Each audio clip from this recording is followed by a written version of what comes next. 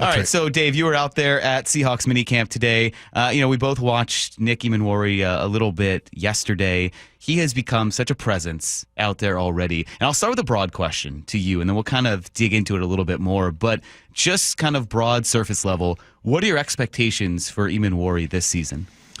Yeah, I expect him to be a significant contributor. Now, whether or not he starts, I think a lot of times will be like personnel groupings and things like that.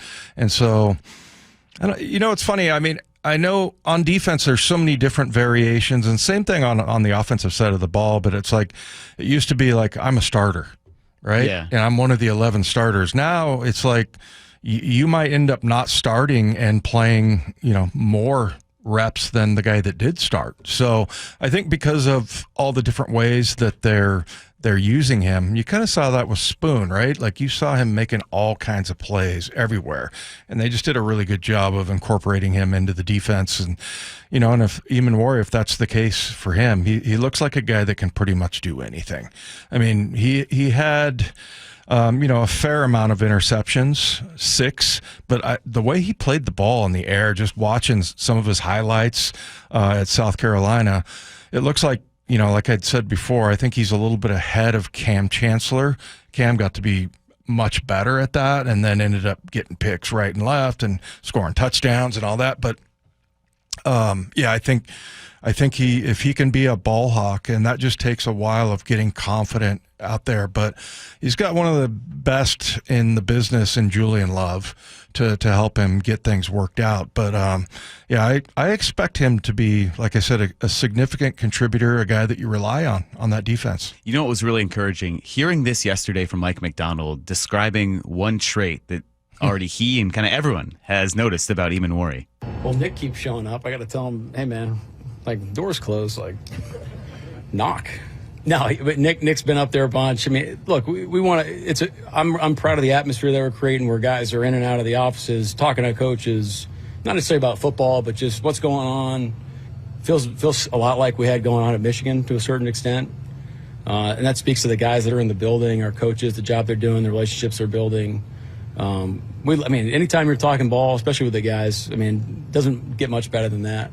And look, Coops, he's gone against our defense, and he kind of knows how people attack us, and why wouldn't you run some ideas by him to see what he thinks? So I think we got some approval on that front. He's got so many nicknames. Coops? Yeah. Is that what he said there? So, yeah, Cooper Kupp is a guy that he'd be a wealth of information. I was talking about that with when they did the all 50 Seahawks, the 2 guards that got in that were in my era, Brian Millard and Edwin Bailey, and how they helped me immensely, just sharing information and everything. But I love that Emmanwori is like coming into his office. The game has changed so much. Chuck Knox, that was the last place I ever wanted to be. And probably one of the more ballsy things that I've ever done. My rookie year, my agent told me, go in there and ask him for a trade. So I had to go into Chuck Knox's office and ask to be traded. I thought he was going to behead me.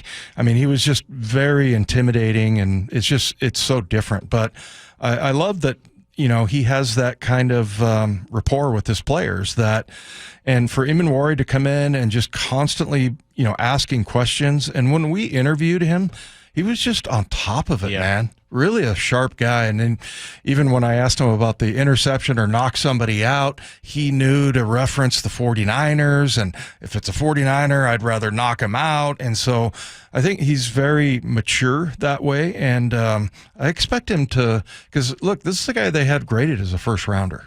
Right. And they ended up getting him at 35, but that doesn't mean, that he's not a first rounder. And I think if they would have had the next pick after Gray Zabel, they would have taken him.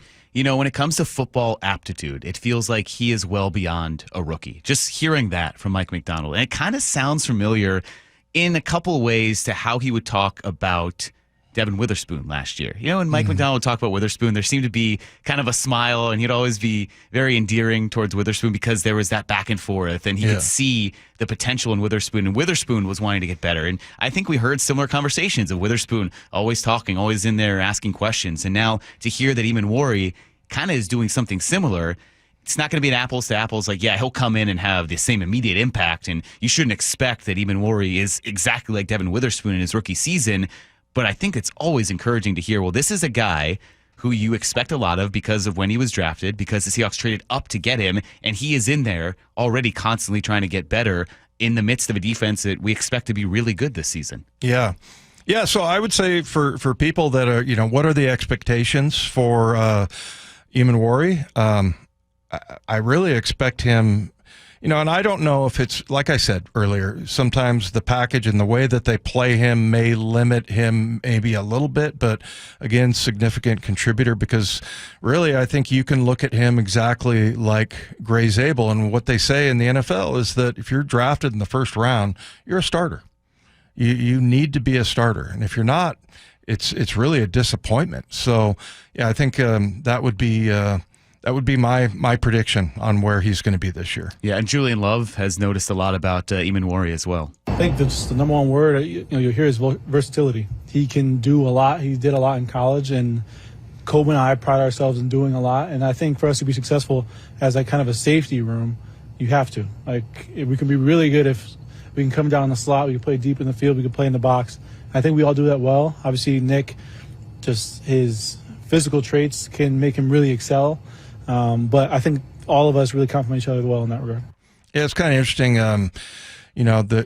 They're the really good offensive coordinators these days over the last decade are starting to get back to attacking the middle of the field.